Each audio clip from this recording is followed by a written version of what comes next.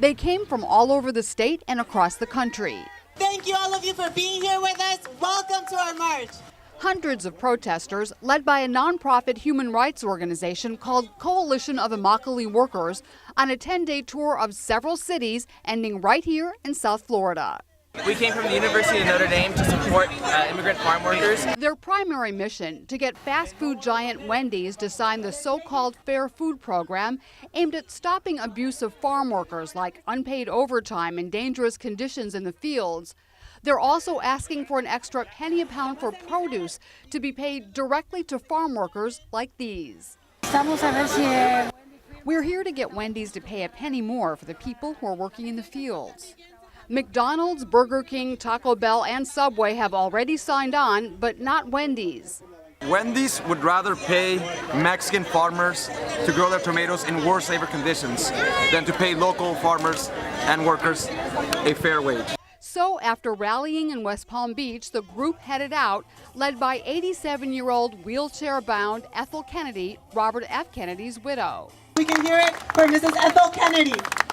Yay! They walked past the convention center, Boycott Wendy's! through downtown West Palm Beach and across the Flagler Bridge, Boycott Wendy's! winding up on ultra-upscale Palm Beach Island, where Wendy's board chairman, billionaire Nelson Peltz has a home, and where protesters were met by some local supporters. A good deal of curiosity, incredulous stares, and occasional hostility. This is really sad. Really sad. And so it went down County Road to swanky Worth Avenue, past exclusive shops and galleries, to a closing rally in a park along the Intercoastal. Organizers say they'd originally been denied a permit and had to sue the town of Palm Beach for permission to march here.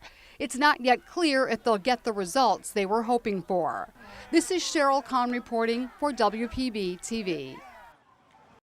At first glance, Ty Kabasa seems like any other 2-year-old, willful, rambunctious. Oh, wait, watch it, stop! But if you look closer, there are some differences in Ty's behavior. Signs that led his parents to seek help for their only child, and eventually, just 2 months ago, to Ty's autism diagnosis. He wasn't really responding to his name being called or making eye contact. Yeah, just little things like that. Yeah, he also used to say 4 words and then just completely stopped. Yeah, he completely stopped. At the Autism Speaks Walk and Rally, they were among thousands of people whose lives have been touched by autism. It's a brain disorder that manifests itself in a number of ways, from lack of eye contact to issues with thinking and speaking and repetitive behaviors that are hard to control. Did you have a good walk? Yes. Many autistic kids have trouble in social situations, acting out in ways that are often misunderstood by the public. And there are more autistic kids in our country than you may think. Experts say the number is 1 in 68, with boys being nearly 5 times more likely than girls to be autistic. We found love right where we are. Thank you, everyone. 18-year-old Brett Preiser is a talented singer and guitar player. He's also autistic, though high-functioning. Brett says he doesn't worry about it, choosing instead to focus on his music. I'm very, good at what I'm doing. I'm good at just being my own person. I just love, just having people watching me and stuff like that. But his parents do worry.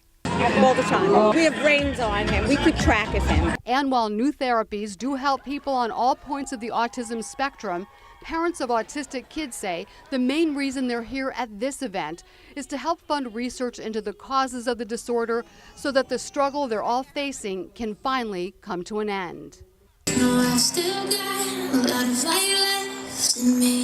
This is Sheryl Kahn reporting for WPB TV. It's fast-paced, exciting, and world-class.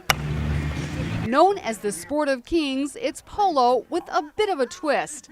The first clue, those rainbow goalposts, because this is the Gay Polo League. Gay Polo League Tournament. What a wonderful event. It was founded 8 years ago in Los Angeles by a polo fanatic named Chip McKinney.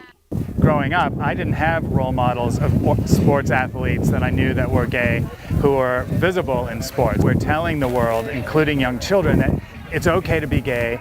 Team sports are available to you. McKinney moved the league's headquarters to South Florida, hoping to expand the gay polo brand. GPL, man. The league's championship tournament took place at the International Polo Club in the upscale equestrian mecca of Wellington, where McKinney played on a team sponsored by his own company. Fan favorite, Chip McKinney. The pavilion sold out, as did tailgating spaces, which went for about $400 apiece. While some participants really did show up first and foremost to watch the games, No, this is matcha. others clearly came to see and be seen. Happy Polo 2016! While the teams take the sport very seriously, the rules are flexible enough to allow both male and female, gay and straight players on the same teams, each consisting of all amateurs except for one pro. Polo does have a long tradition of grace and elegance, but many of these fans say this being not just polo, but gay polo, you do need to pack your sense of humor along with your parasol. People don't usually associate polo and gay together. Well, I think the horses are gay for gay polo. All kidding aside, this league hopes to prove once and for all that being considered a good polo player should be all about your skill on the field and absolutely nothing else. This is Sheryl Kahn reporting for WPB TV. Election day in the Florida presidential primaries, and emotions are running high.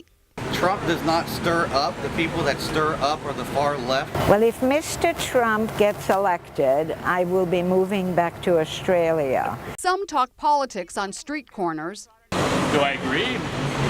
With most of it, no. While others quietly cast their ballots, keeping their votes to themselves. Do you want to say who you voted for and why? No. Since Florida is a closed primary state, only registered Democrats and Republicans can vote for a presidential candidate. Voters who registered with no party affiliation were given ballots with just municipal races on them. I think they were voting for me.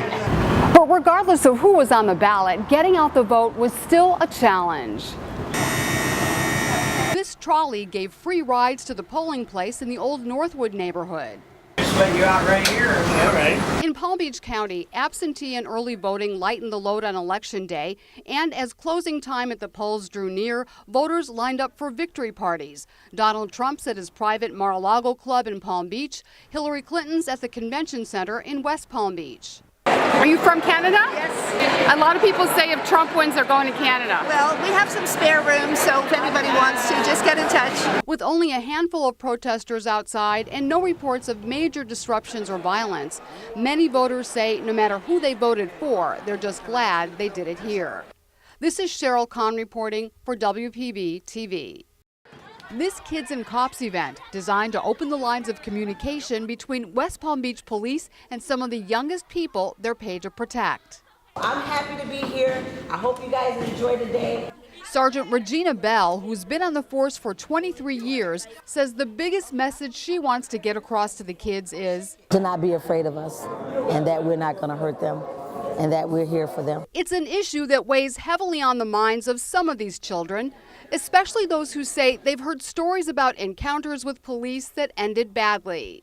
I heard that many African American men and young boys are getting killed. They're shooting for no reason and killing. Officers tried to reassure them the best they could.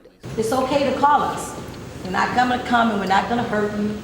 We're not going to take you to jail. As for police who are dealing with their own stresses after a series of cop killings in other cities. We're going to be here regardless of what happens. We're not going to go anywhere, right? You like that? Outside this room, Sergeant Bell says she's hyper-vigilant, but trying not to let fear get in the way of her work. It's just like, hey, we still got a job to do. We still have a community to serve. And we just have to keep doing what we do. They're doing what they do in pairs at this point. No more working the streets alone, at least for now. Still, some cops wonder if they'll ever feel safe on the job again, and if those they're paid to protect will ever fully trust them. This is Sheryl Kahn reporting for WPB TV.